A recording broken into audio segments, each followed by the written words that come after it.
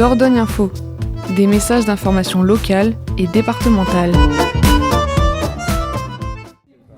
Monsieur le Président du département, Germinal Perrault, en ce dimanche 23 août, la Dordogne bat l'exploit en faisant le plateau de fromage de chèvre le plus grand qui existe au monde. C'est à Méralles et c'est sur votre circonscription. Canton, c'est ça. C'est même sur un autre canton, exactement. Puisque le nouveau canton de la vallée d'Ordogne, il regroupe les anciens cantons de Dôme, Villefranche-du-Périgord, Belvès et Saint-Cyprien. Oui. Combien de fromages il y a déjà, on table sur 1000 personnes sur l'événement à Méralles. Oui, il y a déjà 1 millier de personnes. Je ne sais pas combien il y aura de fromage, mais en tout cas, je trouve que c'est une excellente idée, parce que ça fait parler de l'agriculture d'une façon générale. Elle a bien besoin qu'on parle d'elle et qu'on parle des produits locaux, et aussi de la filière caprine, qui est une filière qui existe et qui est très forte dans notre département. Et bien sûr, la spécialité, c'est le cabécou. Et c'est le cabécou. On a une partie de la Dordogne qui est dans l'appellation cabécou de Rocamadour, une partie de notre territoire, de la même façon qu'une partie du Lot ou une partie de la Corrèze ou une partie de la Charente sont concernés par la noix du Périgord, par l'AOP noix du Périgord. Donc les AOP, elles dépassent quelquefois les limites administratives. Mais pour nous, c'est très important de mettre en avant les produits locaux, puisqu'aujourd'hui, l'agriculture, elle a besoin qu'on fasse parler d'elle, qu'on parle d'elle en bien, et à travers notamment des produits qui sont des produits locaux. Vous avez participé en tant que département à l'organisation de cet événement. Qui a eu l'idée de c'est eux, ce sont les professionnels, ce sont les professionnels de la filière caprine qui ont eu cette idée il y a à peu près 1 an aujourd'hui, et qui ont travaillé pendant 1 an pour arriver à l'organiser. Puisqu'ils ont non seulement des producteurs de Dordogne, de Nouvelle-Aquitaine, de toute la France, mais d'autres producteurs, puisque j'ai entendu qu'il y avait des producteurs de Croatie qui avaient fait 1500 km pour venir ici. Mais bien sûr, votre présence montre aussi l'importance de consommer local et de mettre en valeur les produits locaux. Vous êtes accompagné de votre binôme sur le canton, Madame Lafont-Gauthier. Voilà, écoutez, moi je suis ravie d'être présente. Je voulais dire que le département est fier de pouvoir accompagner cet événement puisqu'on est partenaire dans les collèges. On fait donc de la restauration qui est faite maison. Et 100% bio et local. Voilà, tout à fait. C'est un exemple pour toute la France, quelque chose qui a été mis en place il y a plusieurs années déjà. Oui, il y a une dizaine d'années qu'on travaille sur ce projet.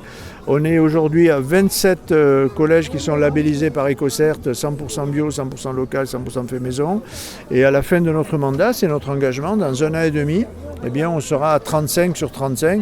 C'est-à-dire que tous les collèges de Dordogne où le département a la responsabilité de la restauration collective seront alimentés en produits bio, en produits locaux, et toute la restauration sera faite maison. Et c'est vrai qu'aujourd'hui, c'est un exemple au niveau national, mais c'est un exemple au niveau européen aussi. Il y a 2 mois, j'étais à Rome pour aller parler de la restauration collective, et je serai en Espagne, à Valence, au début du mois d'octobre, là aussi sur un forum de restauration collective, puisque l'exemple de la Dordogne aujourd'hui est devenu un exemple non seulement pour la France, mais pour l'Europe aussi.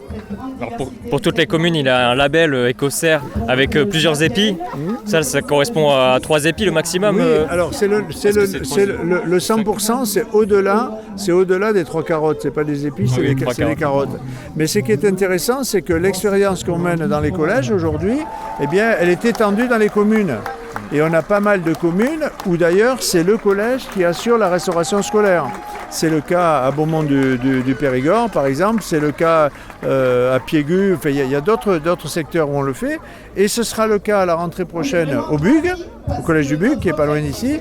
Et ce sera le cas bientôt à Montignac aussi. Aujourd'hui, on a 7 à 8 communes dont la restauration pour le primaire est réalisée par le collège. Donc ça veut dire que notre expérience elle est en train de faire tache d'huile. Et il y a beaucoup de communes qui font exactement la même chose. C'est la commune de Vitrac par exemple, Vitrac-la-Roque-Gajac. La cantine a aussi obtenu le label 100% bio, 100% local, 100% fait maison. Et notre but, c'est d'arriver à couvrir toute la Dordogne. Espérons donc les EHPAD, les lycées et les crèches. Espérons peut-être qu'un jour, il y aura du 100% bio et local dans tous ces établissements et que ça fera vivre le territoire. On a déjà commencé puisqu'on travaille avec les EHPAD et les maisons d'enfants à caractère social, les MEX, et qu'on a déjà une dizaine d'établissements qui sont inscrits et qui veulent rentrer dans cette démarche. Donc ce qu'on espère, c'est que toute la restauration collective, mais après il y aura les hôpitaux aussi, hein. Mais si déjà on arrive à avoir les EHPAD, tous les établissements médico-sociaux, et que l'on pénètre les hôpitaux, bien je crois qu'on aura rendu service à l'agriculture et à l'agriculture locale, c'est-à-dire aux agriculteurs de la Dordogne en priorité. Et à la santé des Périgourdins. Ce sera le mot de conclusion. Merci à vous tous les deux. Madame Lafont-Gauthier, Germinal Perrault, le président du département. Merci à vous.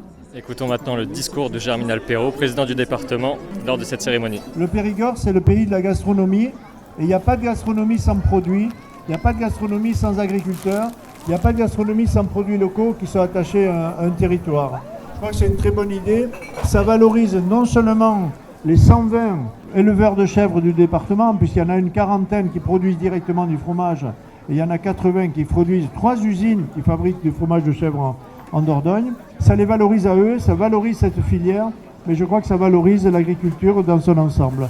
Donc bravo aux éleveurs caprins de la Dordogne.